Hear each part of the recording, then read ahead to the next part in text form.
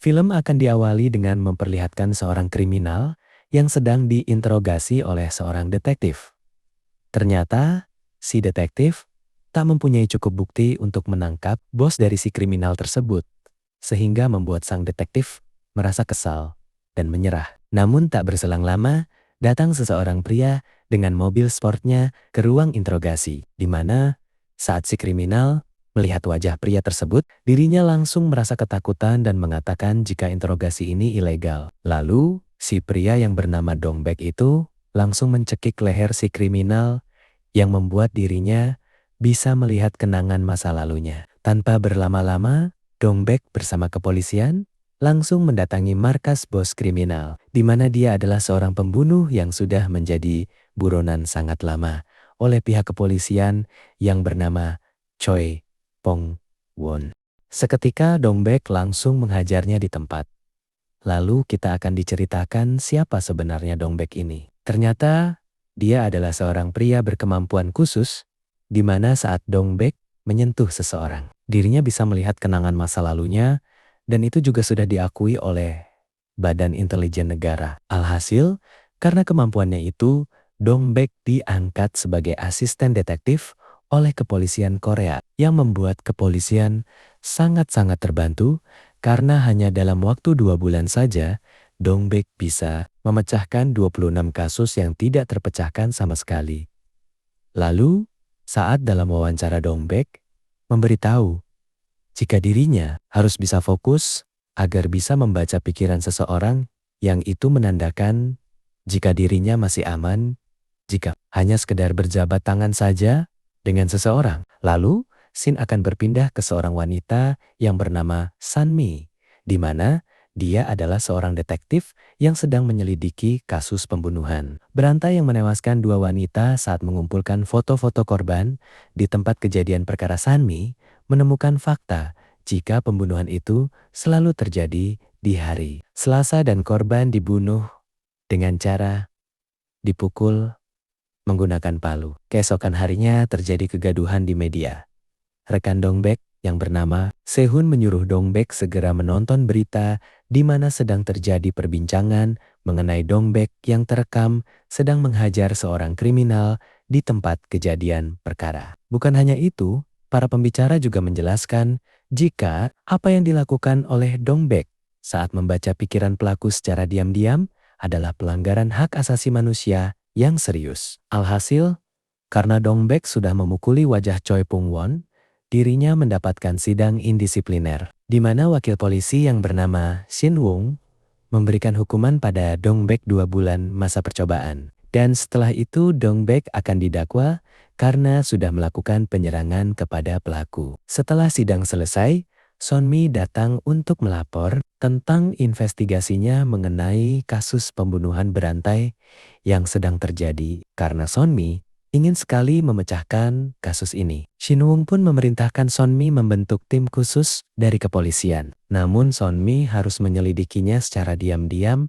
dan memastikan agar Dongbek tidak tahu. Sebelum pergi, Shin Wong memperingatkan Sonmi agar dirinya berhati-hati dalam memecahkan kasus kali ini. Dia juga memuji Sonmi yang bisa menjadi seorang kombes di usia muda, karena dia bisa memecahkan banyak rekor dalam 2 tahun ini. Shin lalu akan berganti, di mana terlihat seorang wanita bernama Yerim sedang pulang ke rumah setelah menaiki bus. Saat dalam perjalanan pulang, Yerim sempat ditelepon sang ibu yang merasa khawatir karena Yerim tak kunjung pulang. Setelah telepon terputus, Yerim mendengar suara jeritaan seorang wanita, di mana tak berselang lama, wanita itu menabrak Yerim dan meminta tolong padanya. Setelah wanita itu pergi, Yerim segera mencari ponselnya yang jatuh. Namun, saat sudah menemukannya, tiba-tiba ada seorang pria yang sedang memegang palu berada di belakangnya. Keesokan harinya, ibu petugas kebersihan yang bernama Kung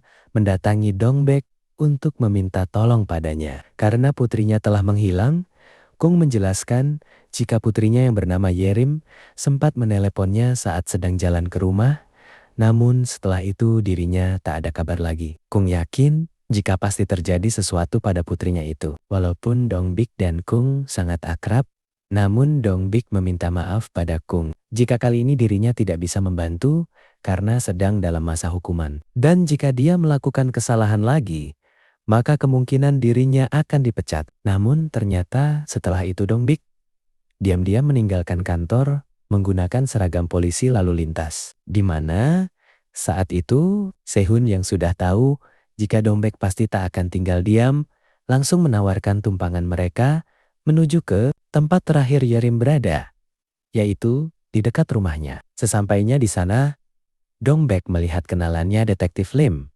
di mana Dongbek langsung turun lalu menemuinya. Seketika Lim pun langsung ketakutan karena mereka harus merahasiakan misi kali ini pada Dongbek. Bahkan saat rekan Lim ingin berjabat tangan dengan Dongbek, Lim langsung melarangnya. Setelah itu Dongbek mencoba memanas-manasi Lim dengan menceritakan kejadian di masa lalu, di mana Lim gagal menangkap seorang buronan karena dirinya malah pergi berjudi balap kuda saat rekan-rekannya sedang melakukan pengintaian. Alhasil, karena kesal Lim pun langsung memukul Dongbek dan berusaha mengajarnya. Namun, di sini Dongbek tak melakukan perlawanan sama sekali dan setelah dipukul beberapa kali Dongbek langsung memutuskan untuk pergi.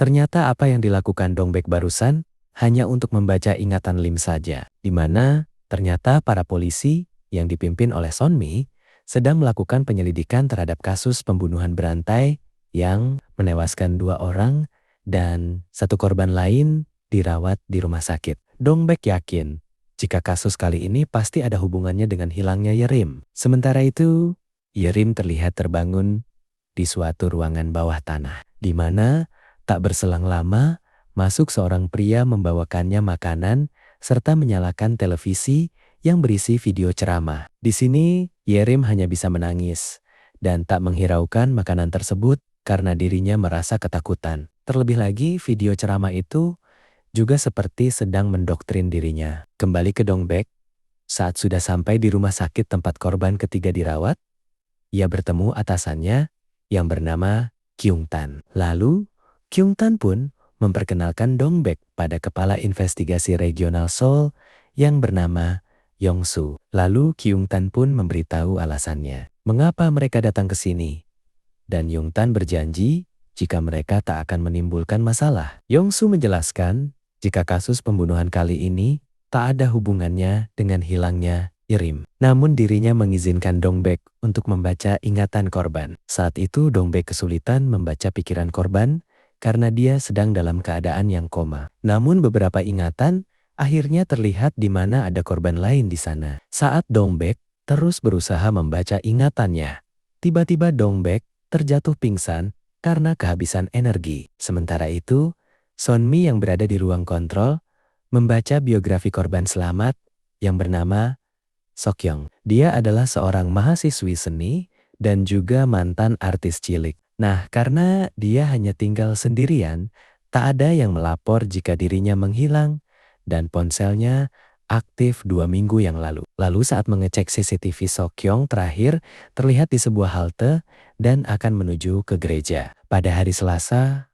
2 minggu yang lalu. Saat melihat rekaman CCTV itu, Sonmi menyadari jika ada perbedaan saat Sokyong berada di halte dan juga di dalam bus. Ternyata ponsel yang dipegang Sokyong berbeda. Yang itu artinya Sokyong memiliki 2 ponsel. Dan setelah mengecek keberadaan ponsel yang kedua, mereka menemukan lokasinya, di mana ponsel itu aktif 1 minggu yang lalu. Alhasil, Sonmi segera mengerahkan para polisi untuk mendatangi lokasi itu karena kemungkinan yang memegang ponsel itu adalah pelakunya. Di sisi lain, Dongbek langsung menelepon Yongsu dan memberitahu jika ada korban lain yang masih berada di lokasi. Dongbek juga mengatakan jika ia melihat gambar babi merah serta seorang pria yang memegang palu dengan 1 tangannya. Dongbek lalu menyarankan agar mereka menggabungkan keduanya.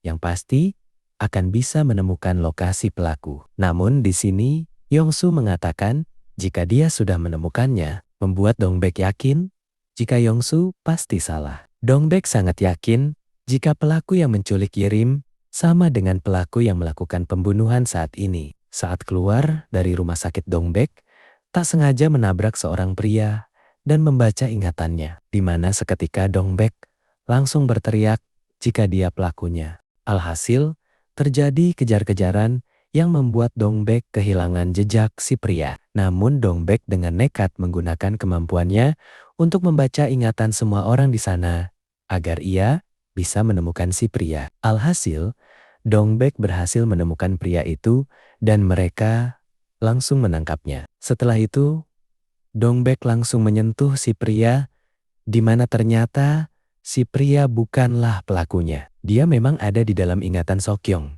Namun ternyata si pria hanyalah seorang penguntit karena dia dicampakkan oleh Sokyong. Si pria yang bernama Songbom itu lalu mengaku jika dia adalah mantan pacar Sokyong dan akibat ulah para polisilah Sokyong bisa diculik oleh para iblis-iblis itu. Mendengar itu, Dongbek pun lalu kembali membaca ingatan Songbom. Sementara itu, Yerim mendapatkan sebuah pesan dari pelaku, di mana pesan itu tertulis jika Yerim harus bisa menjawab semua tes doktrin agar bisa tetap hidup. Namun jika gagal, maka Yerim akan mendapatkan siksaan. Yerim lalu mendapatkan bisikan dari seorang wanita yang berada di ruangan sebelah di mana wanita itu mengatakan jika Yerim tak mendapatkan nilai 90, maka dia akan mati seperti wanita yang berada di ruangan Yerim sebelumnya. Di sisi lain, pihak kepolisian sampai di lokasi ponsel kedua Sokyong, di mana mereka langsung menggerebek rumah tersebut. Tapi ternyata di dalam hanya ada 3 anak SMA yang mengaku menemukan ponsel Sokyong di jalanan. Sementara itu, Dongbek menemui seorang pria yang bernama Yuntak, di mana dia adalah seorang mucikari yang suka menipu calon artis, lalu meniduri mereka seperti yang dilakukan kepada Sokyong. Dongbek bisa tahu itu semua karena telah membaca ingatan Songbom tadi. Selain itu, di ingatan Sokyong juga ada Yuntak yang berusaha memperkosanya, di mana terlihat Yuntak memiliki tato bergambarkan palu di dadanya. Dongbek lalu memberitahu jika dia menemui Yuntak hanya untuk mencari seorang pembunuh dengan membaca ingatannya. Namun Yuntak tak mau dan malah memanggil orang-orang agar datang. Karena ada seorang detektif populer yang sedang bersamanya, itu semua ia lakukan agar Dongbek tak memaksanya melihat ingatannya.